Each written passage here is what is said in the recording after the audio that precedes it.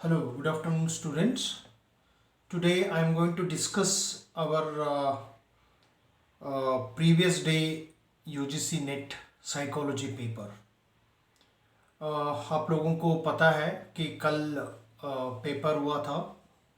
कुछ लोगों ने अटेंड किया है और कुछ स्टूडेंट्स ने दिसंबर को लिखने के लिए सोच रहा है।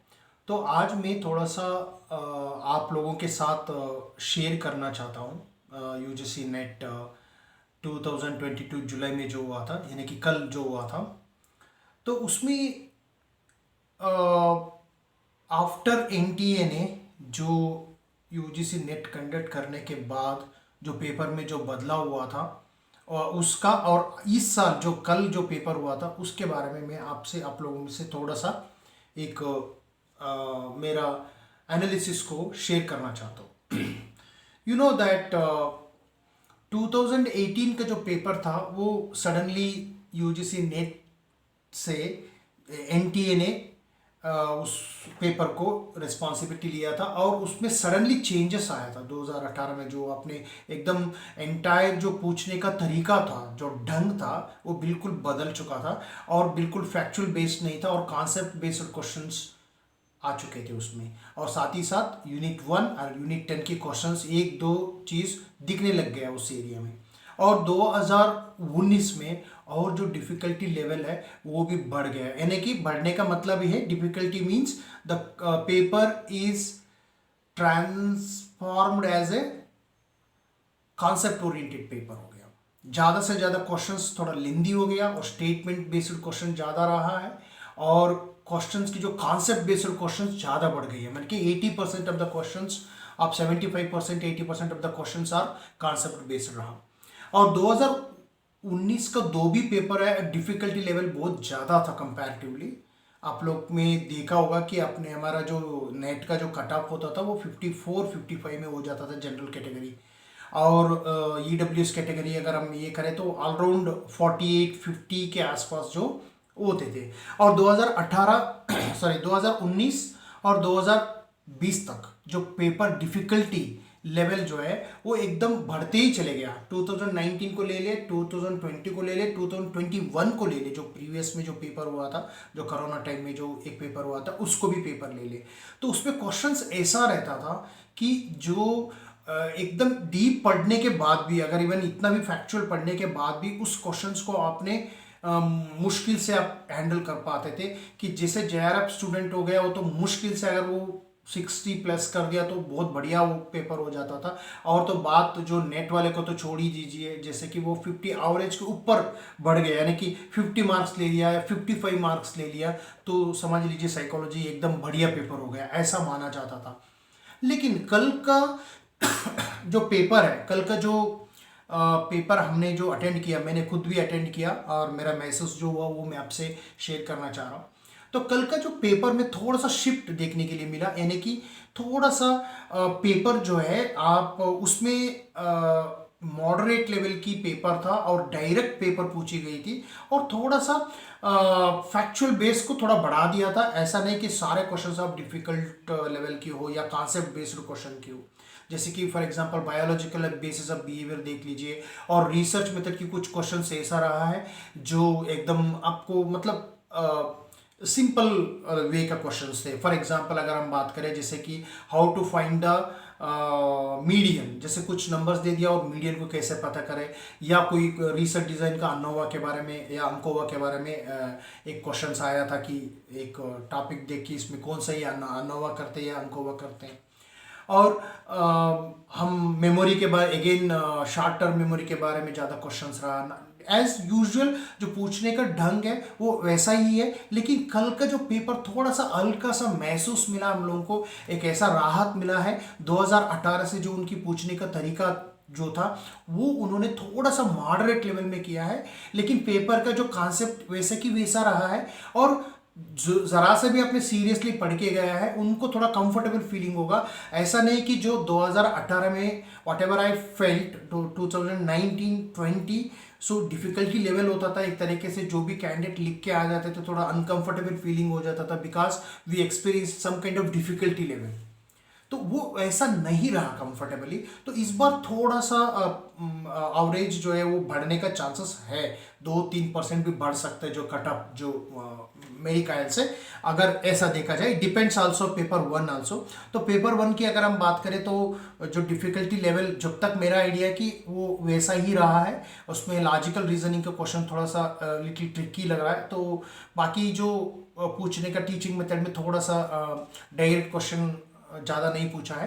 तो फिर भी मैं थोड़ा सा पेपर पिछले का पेपर का कंपेयर में तो इस बार साइकोलॉजी पेपर कंफर्टेबल था। ये नहीं कह सकता कि बिल्कुल इजी है, लेकिन एक कंफर्ट जोन हम लोग को दिया था, एक राहत मिला था। जो लोगों में अगर आप पढ़ के गया है और ठीक ठाक अगर रेगुलरली पढ़ रहा है तो उनकी कंफर्टेबल लेवल की फीलिंग हो जाता था। तो most of the questions are direct in oriented, तो आप लोग कर सकते थे। अगर नहीं पढ़ा है तो अगेन वो पेपर डिफिकल्ट का ही था। ऐसा नहीं है कि अगर थोड़ा सा पढ़ के गया है, हमने थोड़ा सा रिविजन्स किया नहीं है, प्रीवियस ईयर पेपर नहीं किया है, तो वो लोगों के लिए पेपर नहीं था।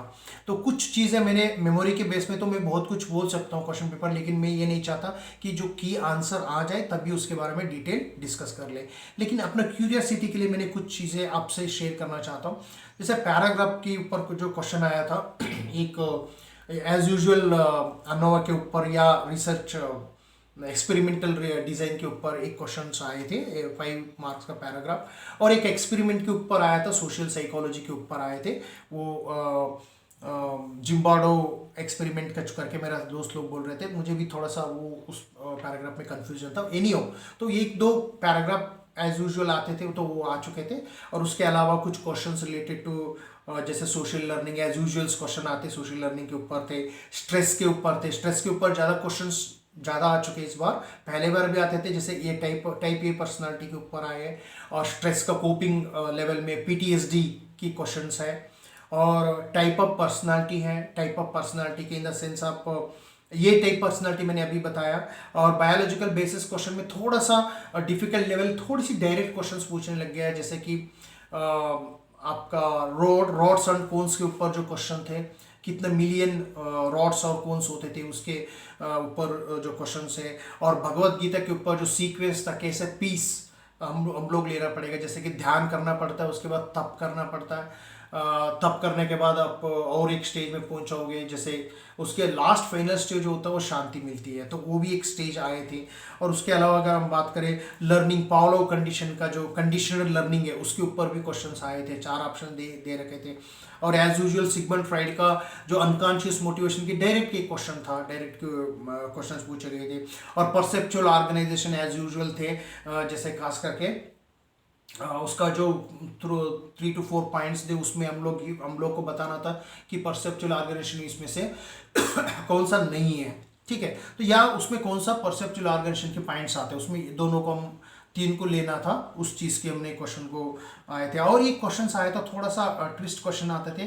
जैसे कि हम लोग को पता है कि प्रोजेक्टिव टेस्ट होते हैं, प्रोजेक्टिव टेस्ट में इंटेंसिटी होती है, जो स्ट्रक्चरल इंटेंसिटी होती है असेसमेंट करने का। जनरली हम लोग को पता है रोस्चा-चिंगब्लड टेस्ट जो है, अगर एक्सट्रीमली देखा जाए फ्रॉम असेंडिंग ऑर्डर अगर देखा जाए तो ज़्यादा रोस्चा-चिंगब्लड टेस्ट आती है। और उससे पहले जो आता है, इस बार जो उन्होंने पूछा था कि हम लोगों को, उन्होंने भी ये ऐड किया था MMPI का जो ऐड किया था, और उसके बाद एक टैट और वैट, और उसके बाद जो है रोस्चा-चिंगब्लड टेस्ट के बारे में वो हमको ये बताना था कि एक्सट्रीम लेवल कौन सा है, ज़्यादा से छोटा से लेके ज़्यादा से स्ट्रक्चरल लेवल की बताना था, कौन सा टेस्ट जो स्ट्रक्चर लेवल की होती है। उसके अलावा प्राइमरी ऑडिटरी कॉर्टेक्स, जो ऑडिटरी पैथवे के बारे में क्वेश्चंस आए थे, जो यूजुअली पूछा जाता है। कोई क्वेश्चंस नया नहीं है, बहुत बार क्वेश्चंस पूछा गया है, जो पढ़ के गए वो उसको कर सकते हैं। और उसके अलावा एटीट्यूड एंड बिलीफ के बारे में जो क्वेश्चन थे, मतलब in the sense social psychology के रिलेटेड जो क्वेश्चंस आते हैं। और उसके अलावा short memory as usual examiners पूछते हैं, जैसे कि शॉर्ट टर्म मेमोरी का जो टेक्निक है, निमोनिक टेक्निक्स के ऊपर, और एज यूजुअल क्वेश्चंस आए थे।